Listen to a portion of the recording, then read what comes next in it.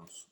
Hoy día vamos a hablar acerca de un tema que es importante reflexionar. ¿Cuál es la labor y cuáles son los frutos de los ministerios paraeclesiásticos y específicamente los ministerios paraeclesiásticos universitarios? La mayoría de ustedes quizás ha conocido a alguien involucrado en alguno de estos ministerios o ha formado parte de este ministerio.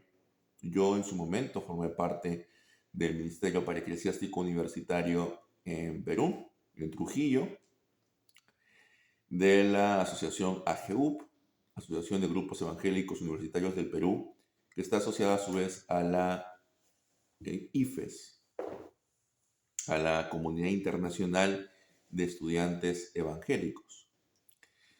Ahora, estos grupos, al igual que otro grupo famoso, conocido, llamado Campus Crusade for Christ, y que ahora lo han abreviado como CRU, estos grupos no tienen una relación cercana con una iglesia en específico. Ellos son grupos interdenominacionales. ¿Qué significa? Que ellos trabajan con todas las iglesias cristianas por igual. Y ellos buscan, dentro de sus objetivos, alcanzar más personas para Cristo. Ellos indican claramente que no son una iglesia, que su objetivo es básicamente misionero, evangelístico, en los centros de educación superior, institutos, universidades. Pues bien, ¿cuál es el problema con este enfoque? Al ser un grupo interdenominacional, ¿qué pasaría cuando viene una persona, escucha el evangelio en las células o reuniones de estos grupos y dice, bueno, quiero integrarme a una iglesia? La mayoría le diría algo así como, bueno, busca la iglesia evangélica más cercana a tu casa o busca por internet qué iglesia te sea más conveniente o anda, visita la iglesia de tal líder del grupo, y si no te gusta, visita la iglesia del otro líder, y si no te gusta, visita la iglesia del otro líder, hasta que encuentres una iglesia a tu gusto, una iglesia en la que te sientas identificado, en la que te sientas cómodo. ¿Cuál es el problema con este enfoque? El problema, hermanos, es de que podemos darle tanta autonomía a un neófito, a un bebé espiritual, para que él escoja la iglesia en la que quiere ir. No está en nuestra obligación, no está en nuestro deber el ir y guiarlo a la iglesia correcta. Pero claro, no podemos decirle esta iglesia es mejor que otra, porque como son ministerios interdenominacionales, entonces el decirle no vayas a tal iglesia o anda mejor a tal o cual iglesia sería atentar contra los principios del movimiento. Entonces, ese es el problema con los ministerios paraeclesiásticos universitarios y de evangelismo en general. Evangelismo y misiones. Creo firmemente de que el evangelismo y las misiones, incluyendo en los centros de educación superior y en los trabajos, debe realizarse por las iglesias. Y es cierto que las iglesias en algunos casos han abandonado esta misión y por eso han surgido estos ministerios independientes. Pero las iglesias deben retomar este campo de misión que son las universidades, que son los centros de educación superior.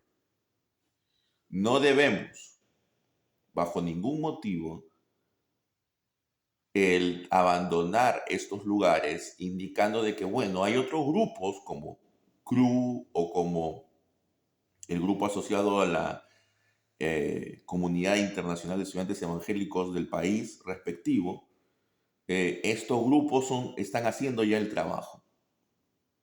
No, porque no sabemos realmente quiénes están haciendo el trabajo. ¿Quiénes son los líderes de estos grupos? ¿Son realmente cristianos comprometidos? ¿Cristianos que conocen la palabra?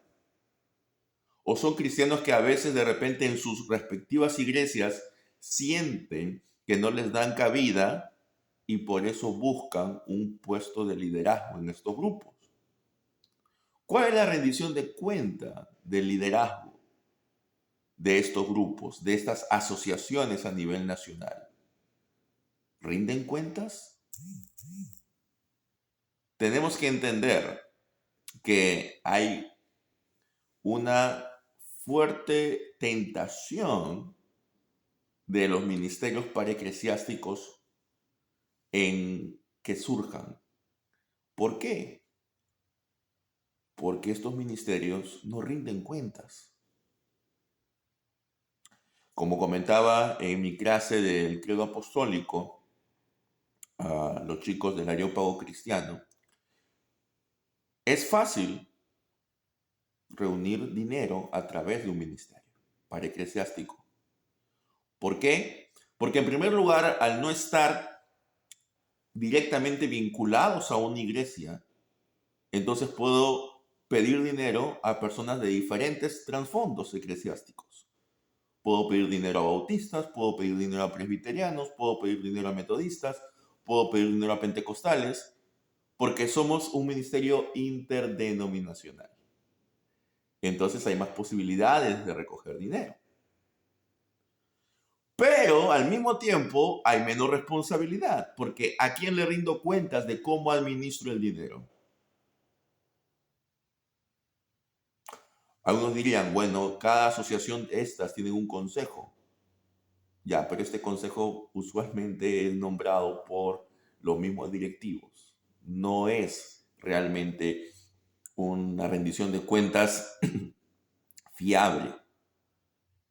Y por eso a veces vemos tantos ministerios que aparecen, ¿no? Y como vuelvo a repetir, en el ejemplo que di en mi clase, yo digo, bueno, vamos a poner un ministerio de ayuda y evangelismo a una tribu amazónica, ¿correcto? Recaudamos fondos y ¿quién sabe si realmente esos fondos que hemos recaudado va a ir a la tribu amazónica? ¿Quién sabe si de repente la mayoría de esos fondos se van a quedar en gastos administrativos? Es decir, en los sueldos y en los gastos personales de las personas que forman ese ministerio. Por eso, hermanos, tengamos cuidado. Si hay un ministerio que está haciendo las cosas bien, apoyémoslo. Pero tenemos que cerciorarnos a quién le estamos dando y sobre todo si esa persona o ese ministerio tiene relación directa y está supervisado por una iglesia o por algún organismo que a su vez forme parte de alguna asociación. Porque claro, algunos de estos ministerios pueden decir, pero el comité tal me supervisa. Pero ¿quiénes forman el comité tal? Amigos del ministerio. Entonces, hermanos, tengamos cuidado. Y para ir a estos grupos para eclesiásticos de ministerios universitarios, a veces es fácil. Puedes ir como obrero. Igual, puedes pedir dinero de aquí y de allá porque no estás yendo a hacer un trabajo de enseñanza en una iglesia específica, sino en un grupo interdenominacional. Y realmente lo que se te va a exigir no es mucho. Pero realmente esa enseñanza que estás dando es una buena enseñanza. Y por último, a las personas que les estás dando esta enseñanza, ¿están realmente aprendiendo y están realmente llevando el evangelio a otros. ¿Estos ministerios realmente están cumpliendo con su propósito o es más grupos para que los evangélicos en la universidad o en el instituto o en el trabajo estén juntos, se conozcan, hagan amistad, se vayan de paseo, etcétera? No está mal que haya grupos de evangélicos que deseen hacer eso, pero ¿realmente donaciones para esto? Entonces, si hay un grupo de evangélicos que desea hacer eso, cada uno puede solventarlo con su propio patrimonio. Tengamos cuidado a quién estamos dando y cómo lo están invirtiendo. Tengamos cuidado que los evangelizados de estos grupos lleguen realmente a iglesias donde se predique fielmente el evangelio, porque si van a llegar a una iglesia carismática o neopentecostal, van a estar igual o peor que antes que escucharan el evangelio. Y lamentablemente ninguno de estos grupos, o al menos la mayoría de estos grupos, va a tener la base confesional para decirle no, a esta iglesia no deberías ir. Porque como su base es tan flexible, su base doctrinal es tan flexible que todos pueden entrar. Así que hermanos, tengamos cuidado. Y estos grupos, si alguien de estos grupos está escuchando este video, que reflexionen y que puedan establecer bases doctrinales mejores y que puedan asegurarse de que aquellos que han sido alcanzados por el evangelio puedan ir a iglesias que realmente sean cristocéntricas. El trabajo no acaba cuando la persona confiesa a Cristo. Ahí el trabajo recién empieza. Hemos sido llamados a discipular. Y el discipular es todo un proceso que puede durar años. Así que, hermanos, tengamos presente esto. Esto no lo hago con el fin de querer destruir estos ministerios, pero sí me preocupa la situación en la que varios de ellos están. Y aquellos que hemos formado parte alguna vez de alguno de estos ministerios y que ahora estamos preocupados y tenemos reuniones. Yo estaba en un grupo de WhatsApp donde había muchas reuniones e ideas de cómo ayudar a este ministerio en el cual estábamos.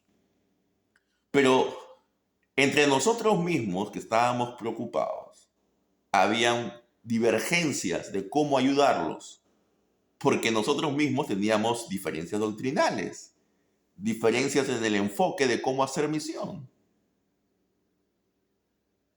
Entonces, ese es el peligro de los ministerios interdenominacionales. Que las iglesias recuperen ese fervor de evangelizar en las universidades, en los hospitales y en todo lugar. Que el Señor les bendiga, amados hermanos, y nos vemos en un próximo video.